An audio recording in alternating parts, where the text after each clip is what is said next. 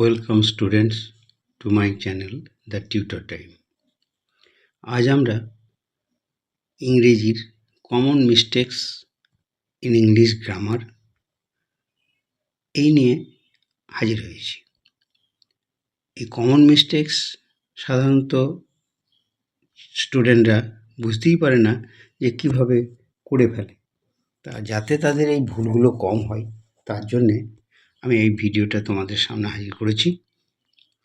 তো লক্ষ্য করো, লেফট সাইডে ইনকারেক্ট, রাইট সাইডে কারেক্ট, অর্থাৎ বাঁ দিকটাতে ইনকারেক্ট প্রয়োগগুলো আছে, সে তার রাইট প্রয়োগটা কী হবে বা সঠিক প্রয়োগটা কী হবে তার কারেকশন ফর্মটা ডান দিকে রয়েছে। 1 নম্বর সেন্টেন্সটা লক্ষ্য করো, food is distributed freely. Freely মানে স্বাধীনভাবে, মুক্ত এই অর্থে, কিন্তু খাবারটা স্বাধীনভাবে বিতরণ করা হলো এটা তো হয় না, বিনামূল্যে দেওয়া হলো, সেই ক্ষেত্রে ফ্রিলি না হয়ে হবে ফ্রি। তাহলে কি হলো, ফুড ইজ ডিস্ট্রিবিউটেড ফ্রি। 2 নম্বর সেন্টেন্সটা লক্ষ্য করবে, go home directly without stopping. মানে কি, না থেমে সোজা বাড়ি যাও, এটি বোঝানো হয়েছে বা বোঝাতে চেয়েছেন। কিন্তু ডিরেক্টলি শব্দের অর্থ হচ্ছে ইমিডিয়েটলি। বাক্যে বলা হয়েছে go home directly without stopping, অর্থাৎ না থেমে সোজা বাড়ি যাওয়া, সেটি হচ্ছে ডিরেক্ট বা স্ট্রেট, কোথাও না থেমে বাড়ি পর্যন্ত পৌঁছানো। 3 নম্বর লক্ষ্য করো, he killed the snake by a stick. এই বাই এ স্টিক এটিতে ভুল আছে, তিনি লাঠি দিয়ে সাপটিকে মারলেন। যখন কোনো বস্তু দিয়ে বোঝায় তখন উইথ হয়, যানবাহন ইত্যাদি এইরকম বোঝালে পরে বাই, যেমন by car, by bus, by train ইত্যাদি। 4 নম্বরটা লক্ষ্য করো, I can not do it without you agree. অর্থাৎ তুমি রাজি না হলে আমি এটা করতে পারি না, এইরকম বুঝিয়েছে। তা এখানে উইদাউটের প্রয়োগ হবে না, আনলেস হবে, মানে যতক্ষণ না তুমি রাজি হচ্ছ ততক্ষণ এটা করতে পারছি না। 5 নম্বর, দ্য সি ইজ কোয়াইট নাও। এখন এই যে কোয়াইট আর কোয়াইট মানে হচ্ছে শান্ত, আর কোয়াইট মানে হচ্ছে সম্পূর্ণ। তো সমুদ্রটি, দ্য সি ইজ কোয়াইট মানে বলতে চাওয়া হয়েছে এখন সমুদ্র সম্পূর্ণ শান্ত, এই যে বোঝানো। কোয়াইট মানে হচ্ছে এন্টায়ার, পুরোপুরি, সম্পূর্ণ, আর কোয়াইট হচ্ছে শান্ত। তো তা যদি হয় তাহলে এটি হচ্ছে অ্যাডজেক্টিভ কোয়াইট, তা অ্যাডজেক্টিভটা বসবে কোয়াইট এর পরে, তাই কোয়াইট না হয়ে কোয়াইট এই স্পেলিং দুটো লক্ষ্য রাখবে। 6 নম্বর, one of his family members is dead. এটি রং মানে অ্যাপ্লিকেশন বলা যায়, ছেলেমেয়েরা এরকম ভুল করেই থাকে। One of his family members is dead, এটি ভুল। তাহলে সঠিকটা কী হবে, one of the members of his family is dead. বোঝা গেছে, one of the members of his family is dead. 7 নম্বরটি লক্ষ্য করো, I you and Ram have come. এই পার্সনের বিভিন্ন পার্সেন্ট যখন একটা সেন্টেন্সে বসে, first person, second person, third person, তখন আমাদের প্রয়োগের নিয়মে বলা আছে যে স্বাভাবিকভাবে কোনো কাজ করা বোঝালে প্রথমে ফার্স্ট পার্সন হবে না, প্রথমে বসবে সেকেন্ড পার্সন, তারপরে থার্ড পার্সন, তারপরে ফার্স্ট পার্সন, এবং এটি প্লুরাল হবে। তাই you, Ram and I have come, এটি সংক্ষেপে বা শর্টে মনে রাখার জন্যে 231, 2 মানে সেকেন্ড পার্সন, 3 মানে থার্ড পার্সন, 1 মানে ফার্স্ট পার্সন, এইভাবে মনে রাখলে সুবিধা হয়।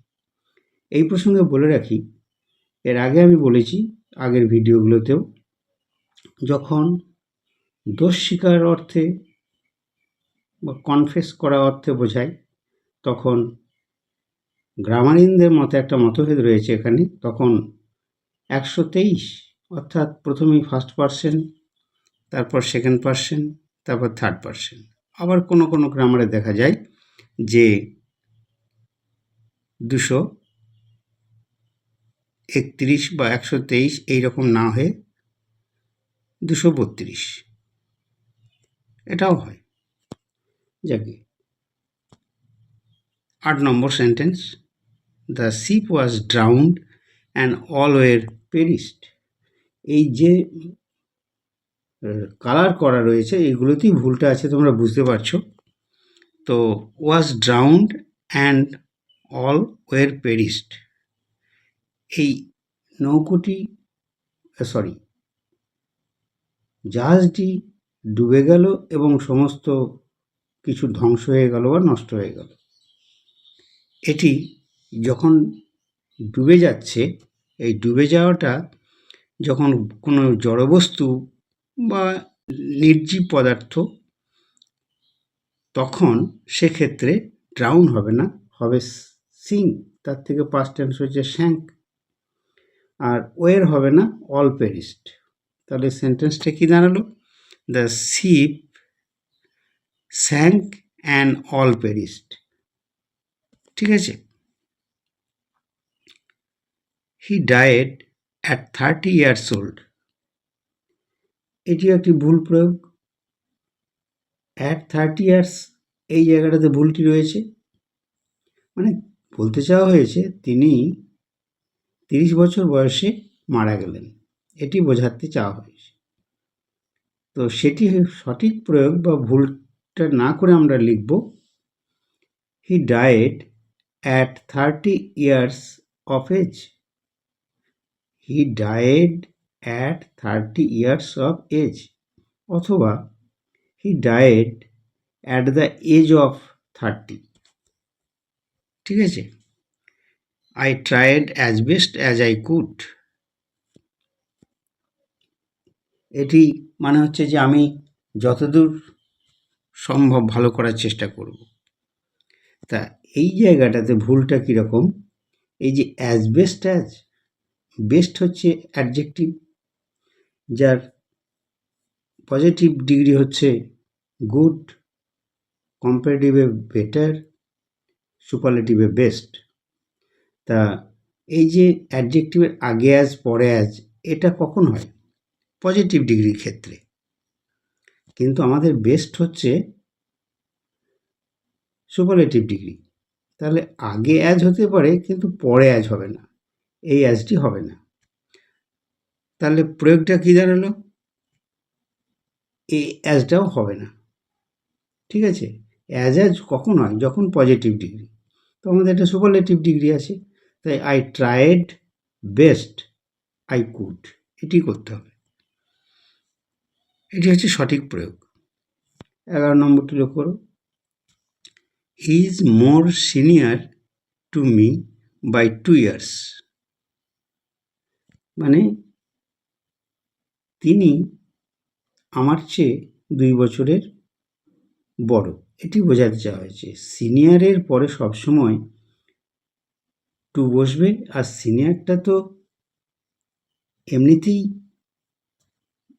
ইউনিক ওয়ার্ড একটা, ইউনিক, এক্সট্রিম, সিনিয়র, জুনিয়র, এগুলোর পরে সাধারণত টু বসে। মোর হবেই না, বলার দরকারই নেই, ঠিক আছে? তাই এই মোরটা বাদ যাবে। মোর বাদ গেলে কি থাকছে? He is senior to me by 2 years, এটি হবে। 12 নম্বর লক্ষ্য করো, he return to his village walking with his foot. তিনি তার গ্রামে পায়ে হেঁটে ফিরলেন। এই যে পায়ে হেঁটে ফিরলেন, তার আগে উইথ বসেছে, এটি হবে না, এটি হবে অন ফুট। পায়ে হেঁটে on foot. This is a most unique opportunity, যে কথাটা আগেই বলছিলাম। ইউনিক, সিনিয়র, এক্সট্রিমলি, এইগুলোর আগে আর কোনো অ্যাডজেক্টিভ বসানোর দরকার হয় না, এটা ম্যাক্সিমাম লিমিট, তাই এই মোস্ট হবে না, এটি বাদ যাবে। তাহলে কি দাঁড়াবে? This is a unique opportunity, ঠিক আছে? অমিট মোস্ট, মোস্ট বাদ যাবে।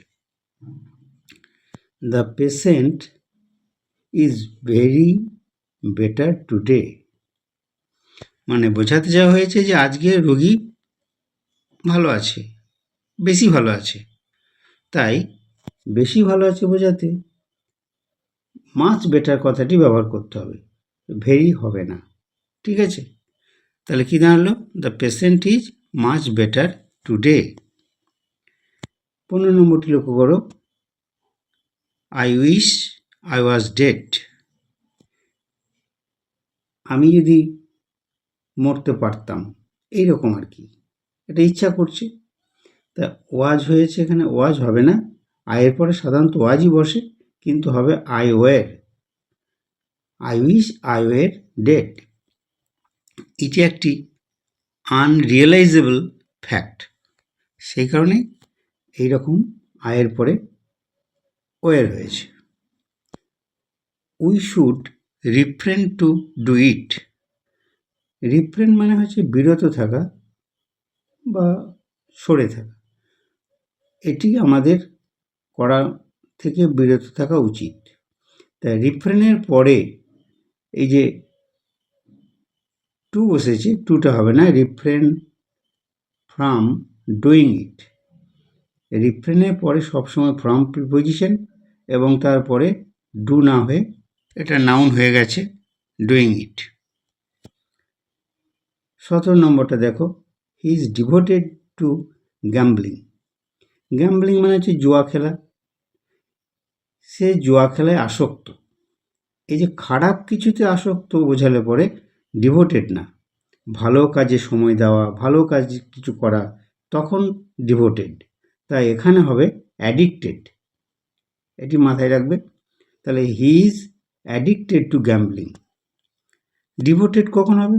যখন কোনো বাড়ির ভালো কাজ করছে বা কারোর প্রতি সময় বেশি দিতে পারছে, তখন। He is devoted to his family, সেক্ষেত্রে এরকম প্রয়োগ হয়। 18, he is capable for doing hard work. এটি দেওয়া আছে, ক্যাপেবলের পরে সবসময় অফ বসে, তাহলে কি দাঁড়ালো? He is capable for doing hard work, এটি হবে না, ক্যাপেবলের পরে সবসময় অফ বসে। I congratulate him for his success. তার কৃতকার্যের জন্যে তাকে আমি অভিনন্দন জানাচ্ছি, এটি হবে অন, ফর না হয়ে হবে on. I congratulate him on his success. 20 নম্বরটা লক্ষ্য করো, each of the boys were punished. এই যে ইচ অফ দ্য বয়েজ দেখে মনে হচ্ছে না ঠিক আছে, বয়েজের পরে ওয়ের হয়েছে, কিন্তু বয়েজ তো আর সাবজেক্ট না, বালকদের মধ্যে প্রত্যেকে, মানে সিঙ্গেল সিঙ্গেল এরকম বোঝাচ্ছে।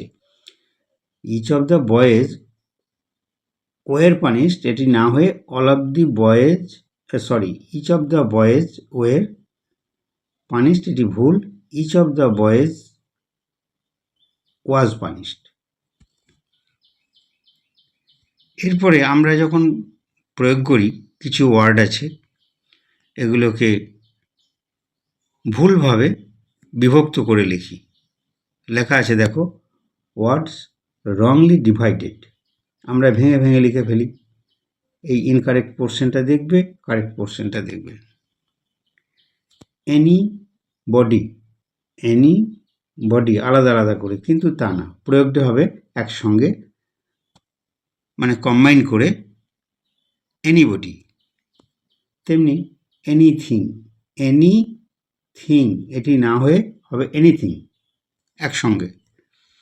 এরকম প্রত্যেকটা পাশাপাশি লেখা আছে। দেখো, ক্যান নট, এটি না হয়ে হবে can not joint. Every body, এটি নয়, এটা হবে এভরিবডি। এইভাবে প্রত্যেকটা রয়েছে লেখা। ইনটু, এটাও তাই, সঠিক প্রয়োগটা হচ্ছে ইনটু, একসঙ্গে। টু ডে, এরকম নয়, এটি হবে টু ডে, একসঙ্গে। তারপরে নো বডি, এরকম নয়, নো বডি। নো থিং, আমরা যেটা বলতে চাই নাথিং, সেটি একসঙ্গে এইভাবে লিখতে হবে।